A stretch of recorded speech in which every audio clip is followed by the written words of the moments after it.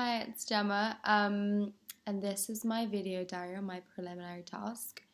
So my preliminary task was a homework task I was set to include mainly three rules. And the three rules were match on action, shot reverse shot, and 180-degree rule. My preliminary task was based on this girl going out on her bike and meeting another girl and having a conversation with her. So one of the first rules is match on action, which is basically cutting on action or matching an action. And it refers to film editing and video editing techniques where the editor cuts from one shot to another view that matches the first shot's action. I used this when I was filming the girl coming out of the door and getting her bike.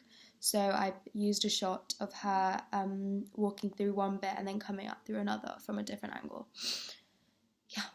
So the next one was, the next rule was shot reverse shot, which is a film technique where one character is shown looking at another character, which is often off screen, and then the other character is shown looking back at the first character. I use this when the girl was having a conversation with another girl, because it's probably the most easiest way to show both sides. So the last rule is the 180-degree rule, which is a basic guideline regarding the on-screen spatial relationship between a character and another character or object within a scene. I use this when I did a wide shot of the two girls speaking, because it was easy to show how we were on one side of the conversation, and it was a nice shot to do. So I did experience some problems filming my preliminary task. One of the problems that I first had was not having a tripod, which made it difficult to steady the camera, but luckily I found ways in editing to make the camera look more steady. So that's how I overcame that problem.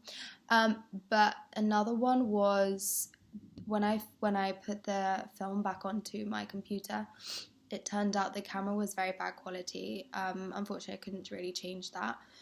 But next time I know I'll use a different camera to make it look like better quality.